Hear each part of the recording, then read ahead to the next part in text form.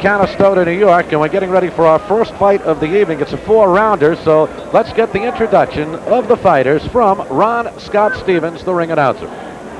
Good evening, ladies and gentlemen, and welcome to Canastota, Titletown, USA, the home of the International Boxing Hall of Fame. Sports Channel, in association with Florio Patterson Promotions, is proud to present tonight's exciting professional all-star boxing action. Tonight's fights are sanctioned by the New York State Athletic Commission. The Honorable Randy Gordon is the chairman. Deputy Commissioner Richard Herring is in charge this evening, and he is in attendance, as is Billy Backus, the former welterweight champion of the world. The judges, ladies and gentlemen, for tonight's contest are Donald Ackerman, Don Nordecker, and Tony DeSalvo. The referees, Frank Adams and Michael Filippelli. The physicians at ringside, James DeCastro and Armin Sincata, and the timekeeper, Syracuse, New York's Bob Olson. And now, ladies and gentlemen, the first bout of the evening. It's 4 rounds, and it's scheduled for the junior middleweight division. Fighting out of the blue corner and wearing the green trunks, he weighed in this morning at an even 149 3/4 pounds, making his professional debut from Hollis, Queens, New York. Let's hear it for Donald Wallace.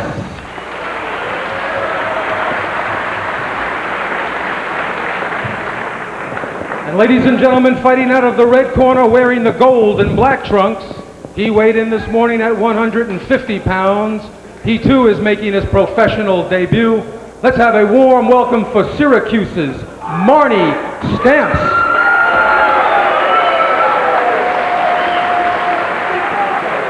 Referee Frank Adams.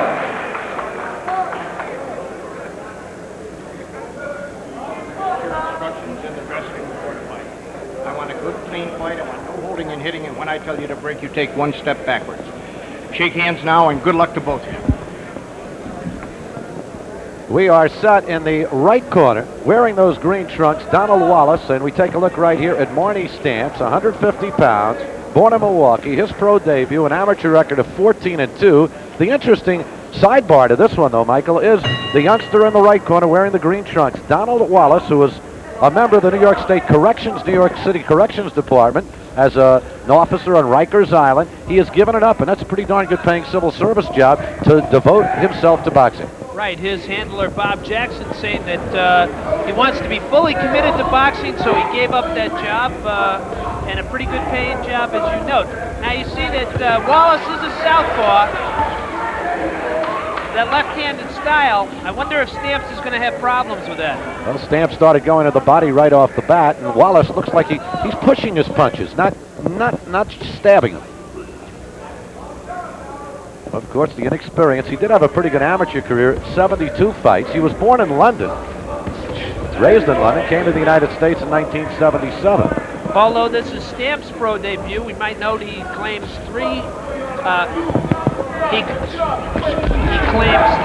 all-Marine titles in his amateur career, and Marine boxers, service champions, are usually pretty good fighters. So we'll see if Mr. Stamps can pay the postage.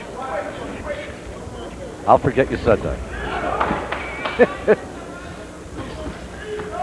Stamps got a good left in there. Well, to beat a southpaw, what you got to do is you got to work your right hand, and you can throw the lead right hand. But right now, Stamps is playing it cool. He's trying to figure Mr. Wallace out, see what his style is, and that's a good thing to do in the opening round. Although this being a 4-round fight, you can't afford to give away any single round. You saw the lead with the right, but Stamps left himself open. Now Wallace taking advantage. Wallace starting to get inside. It appears to me, Spencer, that Wallace is the heavier hitter, the harder puncher. Also seems a little more sure of himself in the ring, which is natural since this is Stamps' professional debut. Basically the same size. Sorry, the pro debut of both, yeah. But they both have extensive amateur experience. But from looking at Wallace, you wouldn't know that it's his professional debut. Good left hand throw that time by Wallace, and Stamps in trouble as Wallace doubles up. And Stamps comes back. There's the right hand. That's how you hurt a southpaw. But Wallace did stun him with that left hook against the ropes. Now Stamps continues to come back. Good left, good right. Wallace appears to be a little groggy right here, a little bleary-eyed. I think they're both a little groggy. This has become a punch-out. Started out as a boxing match, but they're wailing away. Good first round. Action as we follow Marnix Stamps back into his corner.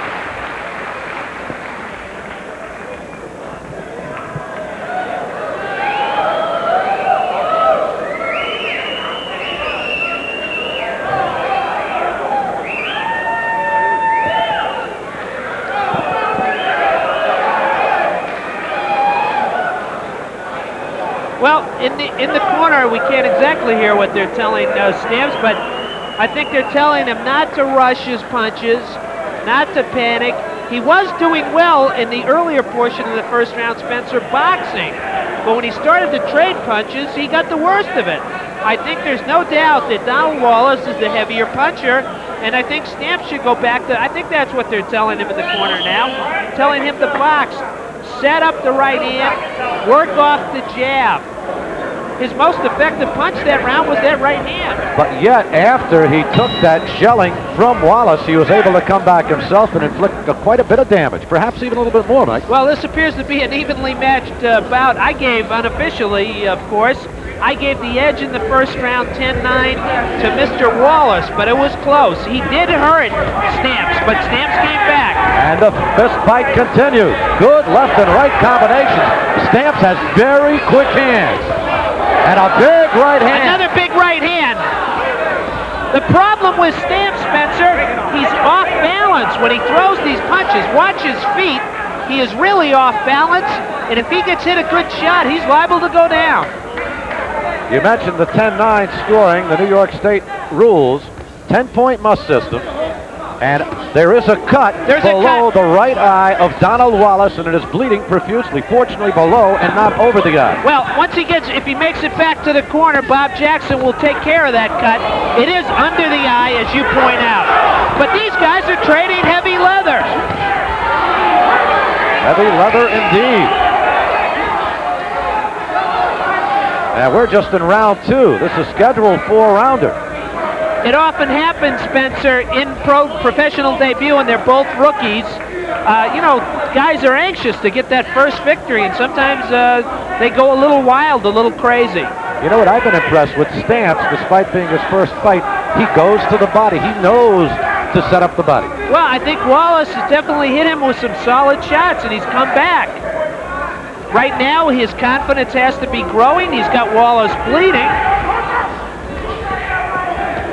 But up until this point, he has not really taken advantage of that cut, and now he is. He's scoring on the inside. You don't often see a novice do that. Again, though, that looping right hand thrown off balance, that's very dangerous.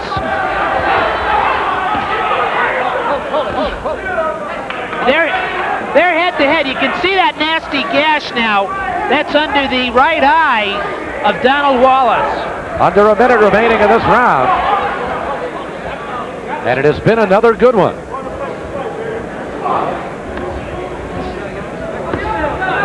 Well, you see some good body punching by Donald Wallace on the inside.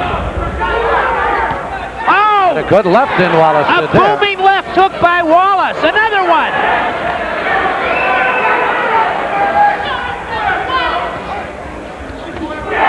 30 seconds remaining in the second round. Will this go 4? I don't know. I don't know either, Spencer. This is what you call a brawl.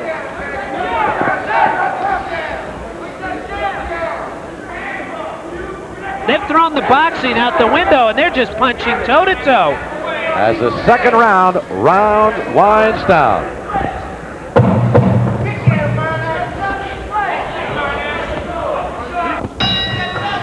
Round 3 of a scheduled 4-rounder, junior middleweights In the gold trunks, that's Marnix Stamps. The southpaw in the green trunks, Donald Wallace, and we have had a slugfest through the first 2 rounds of the scheduled 4-rounder. And it doesn't look like it's going to change.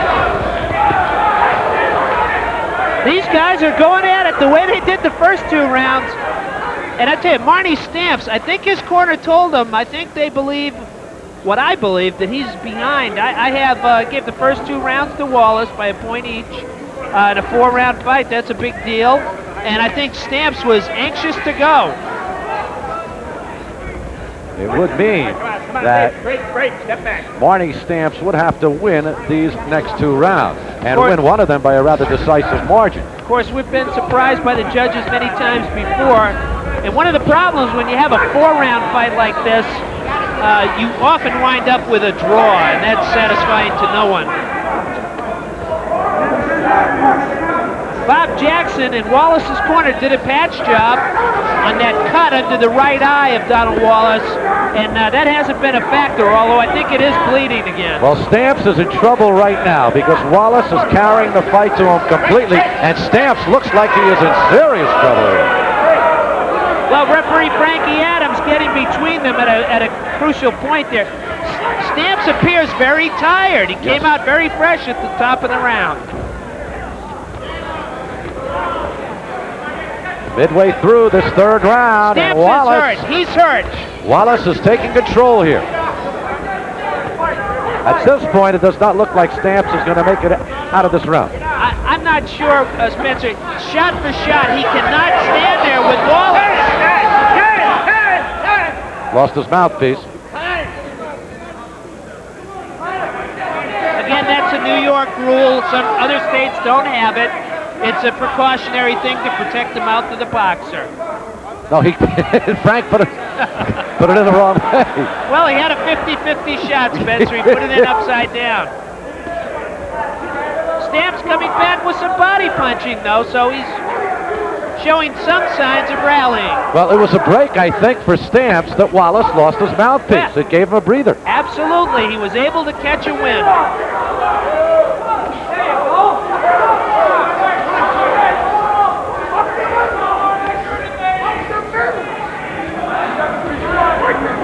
On the inside, Wallace appears to be the stronger boxer.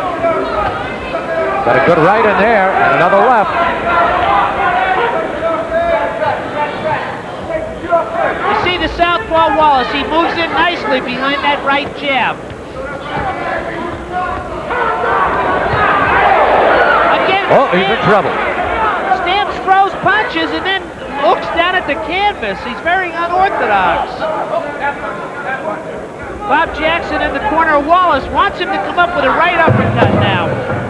This 3rd round winding down, and Stamps will make it out of the 3rd round, and we'll get back with the 4th round of this 4-rounder right after this message.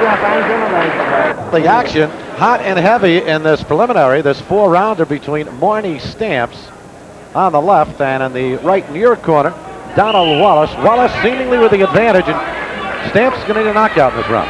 Well, I think Stamps needs a knockout to win, at least on my unofficial scorecard. I've got Wallace very close, but winning all 3 rounds by a 10-9 margin.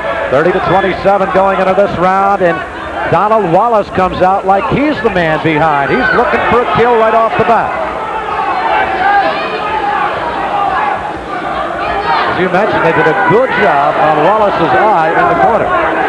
When you're an unknown fighter, and both of these boxers are, you can't take anything for granted with the judges. So Wallace wants to win this round and win it decisively.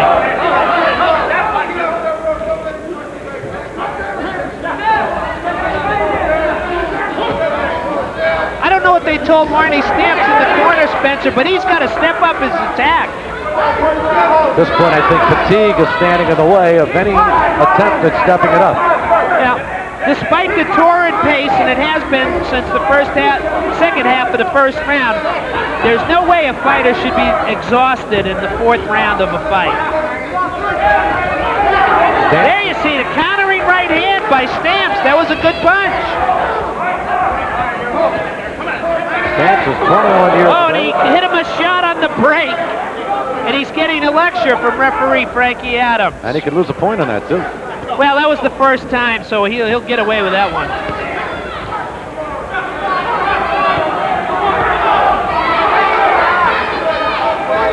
Marty Stamps is throwing single shots, not throwing combinations, and he's not going to win the fight that way. It's the final round. Donald Wallace, by the way, Spencer, wants to be a male model and is lining up some work. He doesn't look like a model in the boxing ring. There's the point. Frankie Adams had given him the warning. That time he took the point away from Stamps. And it might at this point have taken away any chance that Stamps might have had of winning this fight. Although I don't think that's going to be the decisive factor. No, he's out of gas now. You can see him. His mouth is wide open. Marty Stamps breathing through the mouth. He's huffing and puffing. Under 40 seconds remaining in this fight, and it's been a good one.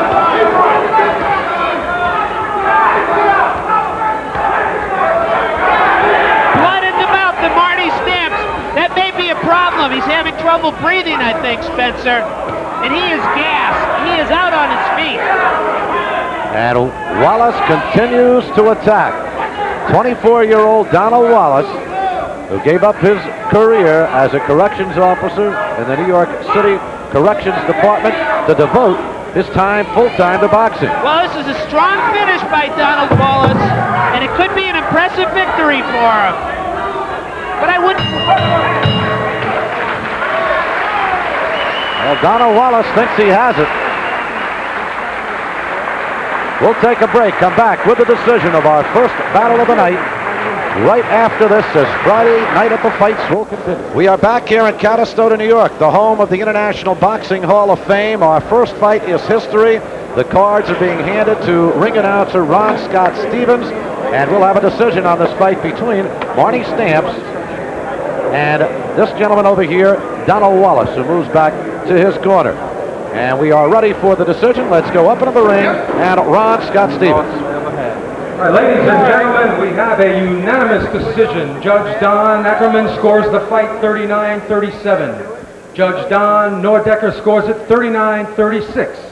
And Judge Tony DeSalvo has it 39-34. The winner by unanimous decision, earning his first professional victory. Let's hear it for Donald Wallace. Donald Wallace, thus far the career decision has been a good one. The youngster from Hollis, Queens, New York, who was born and raised in London, wins a unanimous decision over Marty Stamps, who was also making his professional debut. Well, Spencer, an impressive victory for Donald Wallace, but I would hesitate to write, pardon the pun, to write Marty Stamps off. He's a good counterpuncher. He's experienced. And, you know, he lost this fight. Nothing to be ashamed of. I think you'll see Marty Stamps again. I think both of these young men have a good future in professional boxing. Okay, we're going to get back to New York, home of the International Boxing Hall of Fame and one of the all-time greats. Let's have Mike Marley introduce Guillermo